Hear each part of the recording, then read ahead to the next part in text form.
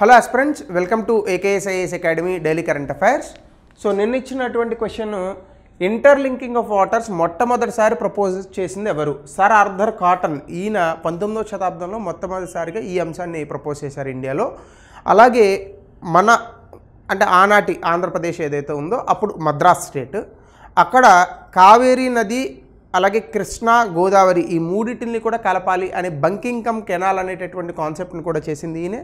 అలాగే రాజమండ్రి అనేటటువంటి ప్రాంతంలో గోదావరి నది ప్రవహిస్తుంది, అక్కడ ధవళేశ్వరం దగ్గర బ్యారేజ్కి వచ్చినటువంటి గొప్ప వ్యక్తి కూడా ఈయనే. ఇప్పటికీ కూడా ఆయన గుర్రం మీద విగ్రహాలు అటువైపు తూర్పు గోదావరి పశ్చిమ గోదావరి ప్రాంతాల్లో ఈయన కనిపిస్తూ ఉంటాయి, ఆ గుర్రం మీద ఉన్నటువంటి విగ్రహాలు. సో అక్కడ వాళ్ళు ఈయన్ని చాలా గొప్పగా కొలుస్తారు. సో ఇక ఈరోజు టాపిక్ ఒక శకం ముగిసినట్టుగా అభివర్ణిస్తున్నారు.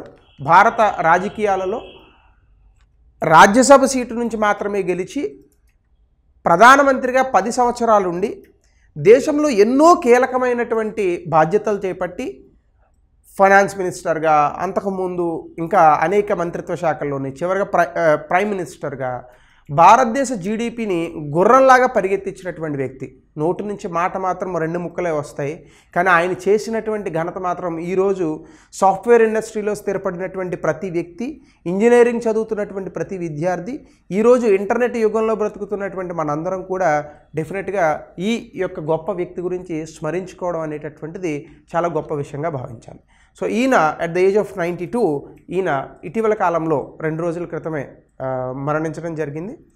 ముఖ్యంగా మన్మోహన్ సింగ్ గారి యొక్క జీవితం అనేటటువంటిది కేవలం భారత సంస్కరణలు, LPG సంస్కరణలు అక్కడి నుంచి చాలా అద్భుతంగా ప్రారంభమైంది. అంతకుముందు కూడా ఆయన రాజకీయాల్లో ఉన్నారు, కానీ ఆయన గురించి తెలిసింది చాలామందికి తక్కువ. కానీ పివి నరసింహారావు గారు ప్రైమ్ మినిస్టర్గా ఉన్నప్పుడు ఈయన ఫినాన్స్ మినిస్టర్గా ఉన్నారు. ఆ కాలం నుండి కూడా LPG రిఫార్మ్స్లో చాలా అద్భుతమైనటువంటి మార్పులు తీసుకొచ్చి అప్పటి వరకు క్లోజ్డ్ ఎకనామీ ఉన్నటువంటి భారతదేశాన్ని ఓపెన్ ఎకనామీగా మార్చి విపరీతంగా ఈ యొక్క ఓపెన్ ఎకనామిక్ పాలసీస్ కానీ, లిబరలైజేషన్, ప్రైవేటైజేషన్ అండ్ గ్లోబలైజేషన్ పాలసీస్ని కానీ తీసుకొచ్చి భారతదేశ జీడిపి ఎన్నో రెట్లు పెరిగేటటువంటి ప్రయత్నం ప్రారంభించినటువంటి గొప్ప వ్యక్తి. సో ఈయన గురించి ఈరోజు ఖచ్చితంగా మనం తెలుసుకోవాలి. ముఖ్యంగా ఇప్పుడు ఎందుకు న్యూస్లో ఉంది అంటే ఆల్రెడీ చెప్పాను మీకు, ప్రైమ్ మినిస్టర్ మోడీ గారు ట్రిబ్యూట్ ఇచ్చారు. ప్రైమ్ మినిస్టర్ మోడీ గారు మాత్రమే కాదు, సో దేశంలో మనలాంటి వాళ్ళందరం కూడా, అలాగే రాజకీయాల గురించి కొంత కాస్తో తెలుసుకున్నటువంటి వ్యక్తులు కూడా ఈయన్ని స్మరించుకున్నారు. అలాగే ప్రభుత్వం కూడా సెలవు రోజుగా ప్రకటించింది నిన్న.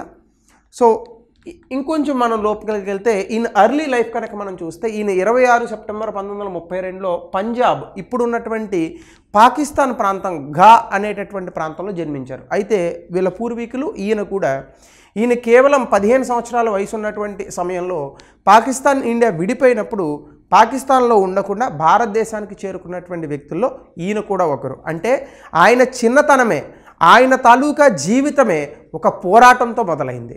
మీ అందరికీ తెలుసు, 1947 పాకిస్తాన్ ఇండియా విడిపోయినటువంటి క్రమంలో పంజాబ్లో ఉన్నటువంటి అనేక మంది సిక్కులను పాకిస్తాన్లో చంపారు. అలాగే ఇక్కడ కూడా కొన్ని కొట్లాటాలు జరిగాయి, ఎంతోమంది అక్కడ ప్రాణాలు కోల్పోయారు. అటువంటి ఒక పోరాట ప్రాంతం నుంచి వచ్చినటువంటి వ్యక్తి అందులో నుండి నిలదొక్కుని ఎన్నో ఉన్నత శిఖరాలకు చేరుకొని, భారతదేశం నుంచి అతి తక్కువ మంది మాత్రమే ఆక్స్ఫర్డ్, కేంబ్రిడ్జ్ లాంటి యూనివర్సిటీలో చదువుతూ ఉంటారు. అట్లాంటిది ఎకనామిక్స్లో ఆక్స్ఫర్డ్, కేంబ్రిడ్జ్ లాంటి యూనివర్సిటీస్లో చదివి తర్వాత భారతదేశానికి వచ్చి మళ్ళీ పంజాబ్ యూనివర్సిటీలో టీచింగ్ చేసి తర్వాత రాజకీయాల్లోకి ఎంటర్ అయ్యి ఆయన తనదైనటువంటి ముద్రను వేసుకున్నారు. ఇందులోనే భాగంగా ఆయన bachelors and masters degree in economics from Punjab university వచ్చారు. ఇక్కడ చాలామంది స్పెల్లింగ్ తప్పు రాశానని అనుకుంటారు, ఇది హర్యానాలో ఉన్నటువంటి పంజాబ్ యూనివర్సిటీ అనమాట, దాని పేరు అంతే, PANJABA. అలాగే కేంబ్రిడ్జ్ అండ్ ఆక్స్ఫర్డ్లో DPhil ఇన్ ఎకనామిక్స్ చేశారు, ఇక్కడ PhD లెక్కన అనమాట. అలాగే డాక్టోరల్ థీసిస్ కూడా, ఈయన డాక్టరేట్ పొందింది కూడా ఇండియా ఎక్స్పోర్ట్ పర్ఫార్మెన్స్ 1951 నుంచి 60 మధ్య ఏ విధంగా ఉంది అనేటటువంటి అంశం పైన ఆయన డాక్టోరల్ థీసిస్ కూడా చేశారు.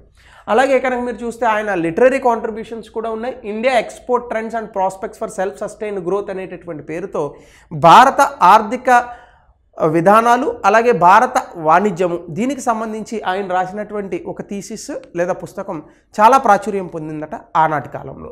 అలాగే ఎకనామిక్ అడ్మినిస్ట్రేషన్లో ఆయన చాలా అద్భుతమైనటువంటి అందివచ్చిన చెయ్యి. అలాగే కీ పొజిషన్స్ కూడా చీఫ్ ఎకనామిక్ అడ్వైజర్గా ఉన్నారు, గవర్నమెంట్కి సెక్రటరీ ఆఫ్ ఎకనామిక్ అఫైర్స్గా ఉన్నారు, ఆర్బీఐ గవర్నర్గా కూడా పనిచేశారు. చాలామందికి మన్మోహన్ సింగ్ గారు ఆర్బీఐ గవర్నర్గా పనిచేశారనే విషయం తెలియదు, ఎందుకంటే అప్పట్లో ఈ సోషల్ మీడియాలు ఇవి లేవు కాబట్టి అప్పట్లో వచ్చినటువంటి న్యూస్ అన్నింటినీ మనం ఆర్కైవ్స్ తిరిగేస్తేనే తెలుస్తుంది. ఆయన ఆర్బీఐ గవర్నర్గా ఉన్నారు, అలాగే యూజీసీ చైర్మన్గా యూనివర్సిటీ గ్రాంట్స్ కమిషన్ చైర్మన్గా కూడా పనిచేశారు. తర్వాత 1982 నుంచి 85 కాలంలో ఆయన ఆర్బీఐ గవర్నర్గా ఉన్నప్పుడు financial stability and discipline policies మీద బాగా వర్కౌట్ చేశారట. ఆనాటి కాలంలోనే ఇందిరాగాంధీ గారు మరణిస్తారు, తర్వాత రాజీవ్ గాంధీ గారు వస్తారు. 1983, 84 ఈ ప్రాంతంలో ఇందిరాగాంధీ గారు మరణిస్తారు. సో తర్వాత ఆ క్రమంలోనే రాజీవ్ గాంధీ గారు వచ్చి ఫినాన్షియల్ డిసిప్లిన్ అలాగే ఈ అడ్వొకసీ ఆఫ్ ఈ ఫిస్కల్ పాలసీస్ అలాగే ఫినాన్షియల్ డిసిప్లిన్ ఆస్టెరిటీ మెజర్స్ ఇలాంటి వాటిపైన ఆ రోజుల్లో ఆర్బీఐ గవర్నర్గా ఈయన చాలా ఎక్కువగా వర్క్ చేశారు. ఇవే 1991లో ఎల్పీజీ రిఫార్మ్స్ రావడానికి కూడా ఒక రకంగా ఆయన్ని సూచించడానికి కూడా కారణమయ్యాయని కూడా చెప్తూ ఉంటారు. సో తర్వాత మనకి 1991లో ఎల్పీజీ సంస్కరణలు వచ్చినటువంటి కాలంలో కూడా ఆయన ఫినాన్స్ మినిస్టర్గా ఉన్నారు. సో మనకు అప్పుడు బ్యాలెన్స్ ఆఫ్ పేమెంట్ క్రైసిస్ వచ్చింది. అందులో భాగంగా మన దగ్గర ఉన్నటువంటి విదేశీ మారకపు నిల్వలు అడిగంటిపోయాయి. తర్వాత మనం ఐఎంఎఫ్ అండ్ వరల్డ్ బ్యాంక్ దగ్గరికి వెళ్ళి లోన్ తెచ్చుకున్నాము. తద్వారా భారతదేశం అప్పటి వరకు ఉన్నటువంటి కాస్త సోషలిస్ట్ విధానాలను పక్కన పెట్టి పూర్తి స్థాయిలో క్యాపిటలిస్టిక్ విధానాలు అలాగే కొంత నియోలిబరలిజం లాంటి పాలసీస్లోకి ఎంటర్ అయింది. సో ఇందులో భాగంగానే పివి నరసింహారావు గారు ఆ రోజు ప్రైమ్ మినిస్టర్గా ఉన్నారు. ఆయన క్యాబినెట్లోనే ఈయన ఫినాన్స్ మినిస్టర్గా పనిచేశారు. సో ఆ యొక్క ఎక్స్పీరియన్స్ అనేటటువంటిది తర్వాత కాలంలో 2004 నుంచి 2014 వరకు ఆయన ప్రైమ్ మినిస్టర్గా ఉన్నటువంటి నేపథ్యంలో ఆయనకి అది చాలా ఎంతగానో పనికొచ్చింది. సో చాలామంది ఉంటారు మన దేశంలో రాజకీయాలను మాత్రమే వాళ్ళ జీవన పరమావధిగా భావించినటువంటి వ్యక్తులు. ఖచ్చితంగా ఈ పార్టీ ఆ పార్టీ అని లేకుండా పార్టీలు కూడా కొంతలో కొంత క్రమశిక్షణ పాటిస్తూ ఆ వ్యక్తులను గౌరవించుకుంటే మంచిది తప్ప ఆ వ్యక్తుల్ని కించపరచుకుంటే మంచిది కాదు. ఈ మధ్యకాలంలో జవహర్లాల్ నెహ్రూ గారిని కించపరచడము, అలాగే అక్కడ పార్టీ ఇటుపక్క ఉన్న వాళ్ళు వాళ్ళ పార్టీల్లో వాళ్ళని కించపరచడం, ఇవన్నీ భారతదేశానికి అంత శ్రేయస్కరమా అనేది కూడా మనం కొంచెం ఆలోచించాలి. ఇప్పుడు ఉన్నటువంటి నరేంద్ర మోడీ గారు కానీ డెఫినెట్గా ఆయన జీవితం అంతా రాజకీయాల కోసమే వెచ్చించారు. అంతకుముందున్న వాజ్పేయి గారు కానీ ఆయన జీవితంలో పెళ్లి కూడా చేసుకోలేదు. అలాగే అంతకుముందు ఉన్నటువంటి ఎంతోమంది రాజకీయ నాయకులు కానీ, ఇప్పుడు మన్మోహన్ సింగ్ గారు కానీ, అంతకుముందు ఉన్నటువంటి ఇందిరాగాంధీ గారు కానీ, ఆ ముందున్న నెహ్రూ గారు కానీ, ఎవ్రీబడి ఈ పార్టీ ఆ పార్టీ అని లేదు, ఈ దేశ ప్రగతి కోసం వాళ్ళ తాలూకా జీవితాలను కేవలం ఈ యొక్క రాజకీయాలలో పెట్టి ఎంతో కొంత వాళ్ళ తాలూకా ముద్ర అనేటటువంటి దాన్ని భారతదేశ ఆర్థిక చరిత్రలో నిలుపుకున్నటువంటి గొప్ప వ్యక్తుల్ని ఎప్పుడూ అవమానించకుండా ఉండడమే మంచిది. యూట్యూబ్లో కమెంట్లు పెట్టేటటువంటి మనం అందరం అంతా, నాతో కలిపే చెప్తున్నాను నేను, మనం అందరం అంతా వాళ్ళు సాధించినటువంటి విజయాలలో 1% సాధించిన తర్వాత వాళ్ళని క్రిటిసైజ్ చేస్తే బాగుంటుంది. అలాగే మనం చూస్తే కీ రిఫార్మ్స్ ఆయన తీసుకొచ్చినటువంటివి రూపీ డివాల్యుయేషన్, అంటే రూపాయి యొక్క మూల్యాంకనీకరణ చేశారు ఎక్స్పోర్ట్స్ పెంచడానికి. లైసెన్స్ రాజ్యం తీసేసి ఇండస్ట్రియల్ బాటిల్ నెక్నెస్ ఏదైతే ఉందో దాన్ని తగ్గించారు. అలాగే liberalisation of foreign investment policies. ఈరోజు ప్రపంచవ్యాప్తంగా భారతదేశానికి విపరీతంగా ఈ యొక్క విదేశీ ప్రత్యక్ష పెట్టుబడులు వస్తున్నాయంటే అది కేవలం మన్మోహన్ సింగ్ గారు తీసుకున్నటువంటి చొరవలు, ఎస్పెషల్లీ 1991లో. అలాగే మీరు చూస్తే ఈయన 2004 నుంచి 2014 వరకు కూడా ప్రైమ్ మినిస్టర్గా ఉన్నారు. ఈ కాలంలో భారతదేశ జీడిపి ఎన్నో రెట్టింపులు పెరిగింది. 2009, 2010 ప్రాంతంలో ఎప్పుడూ చూడనటువంటి విధంగా ఒక క్వార్టర్లో 10% ఆఫ్ జీడిపిని మొట్టమొదటిసారి సాధించింది. 2014 నుంచి ఇప్పటి వరకు కూడా మోడీ గారి హయాంలో కూడా ఆ మార్క్ని ఇప్పటి వరకు టచ్ చేయలేదు. 9% జీడిపి, 8.5, 10 ఇంత జీడిపిలను సాధించినటువంటి ఏకైక ప్రైమ్ మినిస్టర్ భారతదేశంలో మన్మోహన్ సింగ్ గారు. అంటే ఒక వ్యక్తి వాక్చాతుర్యం లేకపోయినా, ప్రజలలో అంత గొప్ప మాస్ లీడర్ కాకపోయినా, భారతదేశ ఆర్థిక ప్రగతి కోసం తనకున్నటువంటి జ్ఞానాన్ని ఉపయోగించవచ్చు అని చెప్పడానికి ఏకైక ఎగ్జాంపుల్ మనకున్నటువంటి వ్యక్తి మన్మోహన్ సింగ్ గారు. ఎందుకంటే రాజకీయాల్లో సాధారణంగా స్పష్టంగా మనం చూసేది ఏంటంటే రాజకీయ నాయకుడు చాలా అనర్గళంగా మాట్లాడాలి, ఇంగ్లీష్ తెలుగు హిందీలు ఎరగదీసేయాలి, అలాగే వాళ్ళకి అపారమైనటువంటి జ్ఞానం ఉండకపోయినా జనాల్ని మభ్యపెట్టేటటువంటి మాటలు ఉండాలి. ఇవేవి మన్మోహన్ సింగ్ గారికి లేవు. ఆయనకున్న దానిలో ఎకనామిక్స్, ఆర్థిక శాస్త్రం మీద ఆయనకున్నటువంటి జ్ఞానము, దేశం మీద ఆయనకున్నటువంటి ప్రేమ, ఆయన పని పట్ల ఉన్నటువంటి నిబద్ధత, ఈ మూడిట్ల కారణంగా ఆయన చాలా గొప్ప పాత్ అండ్ లెగసీ అనే ఒక హిస్టరీని క్రియేట్ చేసుకున్నటువంటి వ్యక్తి. సో ఈయన 14th prime minister, 3rd longest serving prime మినిస్టర్గా ఉన్నారు. నెహ్రూ గారు, ఇందిరాగాంధీ గారి తర్వాత అఫ్కోర్స్ ఇప్పుడు మోడీ గారు దాన్ని బ్రేక్ చేస్తున్నారు ఆ రికార్డ్ని.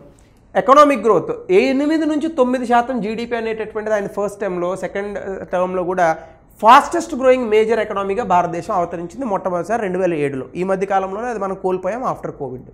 అలాగే ఇండియాని 2008లో అమెరికాలో వచ్చినటువంటి గ్లోబల్ క్రైసిస్ నుంచి కూడా బయటపడేసినటువంటి వ్యక్తి ఈయనే. ఎందుకంటే చాలా దిగ్గజాలు ఉన్నటువంటి క్యాబినెట్ అది 2004 నుంచి 2014. అలాగే ఆయన కాలంలో కూడా చాలా అద్భుతమైనటువంటి చట్టాలు వచ్చాయి.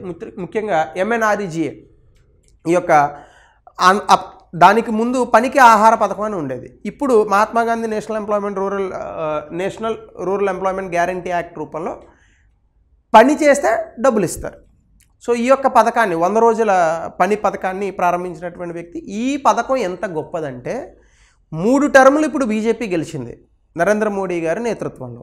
ఇప్పుడు కూడా ఆ మన్రేగా పథకాన్ని వాళ్ళు క్యాన్సిల్ చేయలేకపోతున్నారు. సో అది ఆయన యొక్క గొప్పతనం.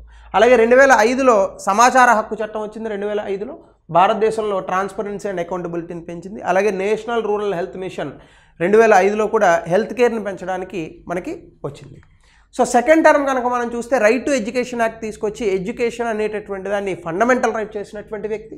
అలాగే NFSA national food security act రూపంలో 67% భారతదేశంలో ఉన్నటువంటి ప్రజానీకానికి సబ్సిడీ ఆహార ధాన్యాలను అందించినటువంటి పథకం. అలాగే ల్యాండ్ ఎక్విజిషన్ యాక్ట్, ప్రభుత్వం ఏదో ఒక పేరుతో జనాల దగ్గర నుంచి భూమి కొట్టేయకుండా దానికి కంపెన్సేషన్ ఇవ్వాలి. రూరల్ ఏరియాలో అయితే 4 రెట్లు, అర్బన్ ఏరియా అయితే 2 రెట్లు అని చెప్పి ల్యాండ్ ఎక్విజిషన్ యాక్ట్ని కూడా పట్టుకొచ్చారు.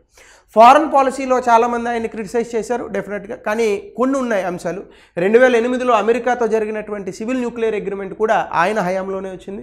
అలాగే కీ గ్లోబల్ ఫోరమ్స్, ముఖ్యంగా కామన్వెల్త్ కానీ, world conference on human rights కానీ, ఈ ప్రతి దాంట్లోని కూడా భారతదేశాన్ని రిప్రజెంట్ చేసినటువంటి వ్యక్తి. అలాగే రష్యాతో ఒక సత్సంబంధాలను కొనసాగించారు. అమెరికాతో కూడా మనకున్నటువంటి బిజినెస్ ర్యాప్ కూడా పెంచడం జరిగింది. సో ఆ రకంగా మన్మోహన్ సింగ్ గారిని చాలా అవార్డులు వరించాయి. పద్మవిభూషణ్ 1987, అలాగే Jawaharlal Nehru birth centenary award, ఖచ్చితంగా రేపొద్దున భారతరత్నకి ఖచ్చితంగా అర్హత ఉన్నటువంటి వ్యక్తి ఆయన. అది మనం చెప్పక్కర్లేదు, ప్రజలే చెప్తున్నారు. సో కాబట్టి ప్రభుత్వం కూడా దీన్ని కన్సిడర్ చేసి ఖచ్చితంగా భారతరత్న ఇస్తుంది. అలాగే finance minister of the year by Asia money సంస్థ 2 సార్లు ఆయన్ని గుర్తించింది. అలాగే యూరో మనీ సంస్థ 1993లో కూడా ఒకసారి గుర్తించింది. అలాగే academic honours Adam Smith prize 1956, Wrights prize 1955, ఇవి కేంబ్రిడ్జ్ యూనివర్సిటీ నుంచి. సో ఇంత అపారమైనటువంటి జ్ఞానం ఉండి భారత రాజకీయాల్లో పనిచేసినటువంటి అతి కొద్ది మంది వ్యక్తులలో మన్మోహన్ సింగ్ గారు ఒకరు.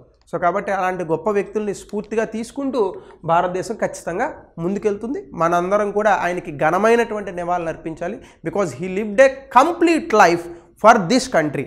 సో మన డెమోక్రసీలో ఏదైనా ఒక అద్భుతమైనటువంటి గుర్తు ఉంది అంటే ఖచ్చితంగా అది మన్మోహన్ సింగ్ గారు మనం చెప్పచ్చు. సో కొంచెం ఎగ్జామినేషన్కి సంబంధించి ఒక క్వశ్చన్ ఇవ్వాలి కాబట్టి 1991 LPG రిఫార్మ్స్ మీద ఒక ప్రశ్న ఇచ్చాను.